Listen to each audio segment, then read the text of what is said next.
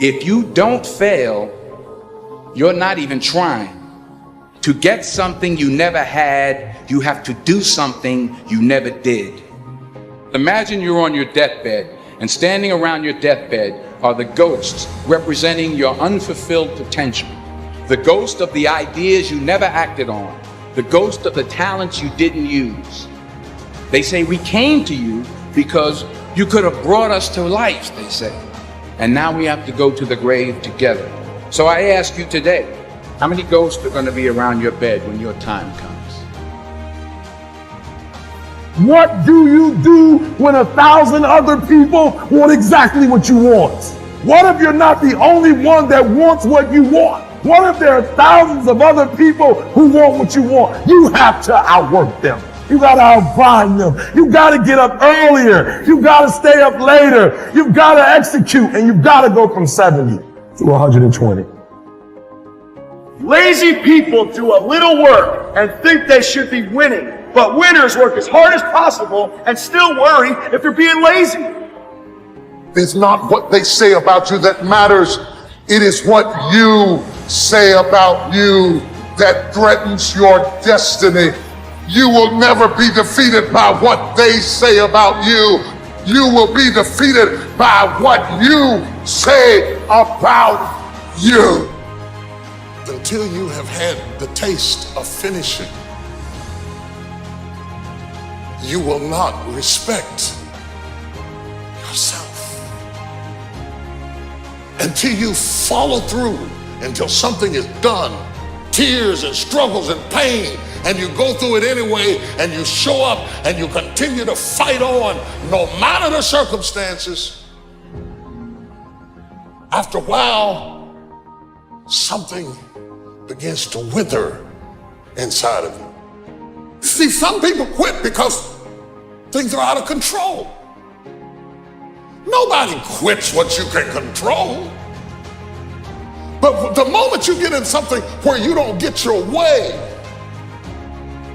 or you get reprimanded, or you get corrected, or you go through this, or you go through that, or you go through the other, or it's bad conditions or bad circumstances, the first thing the immature mind says is, this is ridiculous, I quit. It's an urge. Every president has felt it. Every king has felt it. Every lion has felt it. Every winner has felt it. Every soldier has felt it. Every victorious person has felt it. The urge to quit. Don't you give up on your dream. Nobody in life is flawless. Nobody is perfect. It's impossible. You can try to be as perfect as you want, but ultimately you're gonna come across mistakes. Right. You're gonna come across flaws. And I think the real perfection is in perfecting your imperfection. The world ain't all sunshine and rainbows. It's a very mean and nasty place, and I don't care how tough you are, it will beat you to your knees and keep you there permanently if you let it. You, me, or nobody is gonna hit as hard as life. But it ain't about how hard you hit. It's about how hard you can get hit and keep moving forward. How much you can take and keep moving forward. Don't cry to give up, cry to keep going. Don't cry to quit. You already in pain, you already hurt. Get a reward from it. The best way to contend with problems, with issues, with adversity is action, is by taking action. The more you sit and the more you wait and the more time you spend with that adversity, with the upper hand inside your head, the worse it's gonna get. I want you today to decide, I am going to become disciplined. Because if you develop the ability to say no to the guys' nights, to say no to the alcohol, if you develop that discipline, how different will your life look a year from now? Don't half-ass it. Don't half-ass it. I mean, think about it. If you're gonna do something, if you've chosen to do something, whatever it is, easy, hard, if you give it your all and you don't half-ass it, win, lose, draw, get what you want, don't get what you want, whatever the outcome is, if you don't half-ass it, at least you're not gonna have to wonder, oh, would the outcome have been different? What if I did give it my all? And boy, wondering that is what keeps us up at night. I think that the number one thing is you have to have a very clear vision, a very clear goal of where you want to go, because only then you will get there. You can have the best airplane or the best ship in the world, but if the captain doesn't know where to go, he will just drift around. If the pilot doesn't know where to go, he will just drift around with his plane. So I think the key thing is that we know where we're going. Don't listen to the naysayers, because there's always people out there that will tell you that you will not be able to do that, forget it, it's a stupid dream that you have or a crazy vision, and those. Don't listen to the naysayers. If you find your passion, you're going to have this tremendous energy. It's sustainable energy.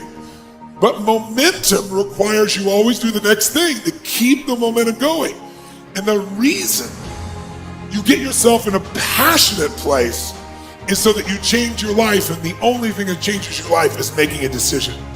So while you're in this passionate state, that's where you make decisions.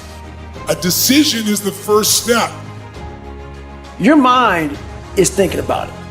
All these dungeons that we've created, all these trap doors, most of the time we quit is because we don't have any mental tools to get us through the other side. So my whole thing for people is you have to examine, why are you doing it in the first place?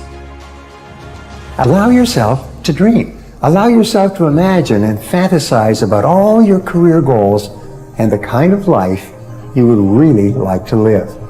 You have to have a dream if you want to make a dream come true. It's true for you and for everyone else as well. So imagine that you have no limitations on what you can be or have or do in life. You have no limits. If you let people's perception of you dictate your behavior, you will never grow as a person. But if you leave yourself open to experience, despite what others think, then you will learn and grow. You have to lose your fear of failure. Failure is a part of the process. People who never fail, never try. You have to fail. You got to get it wrong to get it right. No matter how much emotion and feeling you may have or how much hurt you may have, life has to go on. Life doesn't stop for anybody. So if you don't process that and understand that, you're stuck in whatever time period you got hurt forever. I don't care how good you are in anything, you don't have discipline, you ain't nobody. You're nothing without discipline. Because you give up under the slightest struggle without discipline. Discipline is doing what you hate to do, but do it like you love it. We have two primary choices in life. We can either accept conditions as they exist, or we can take the responsibility to change them. See, a lot of people want to exempt themselves from taking responsibility. All they want to do is talk about the problem. Every time you see them, they'll tell you their story over and over and over and over again. No. You want to take responsibility for your life. I got me here, I can get me out of this. And I'm getting out.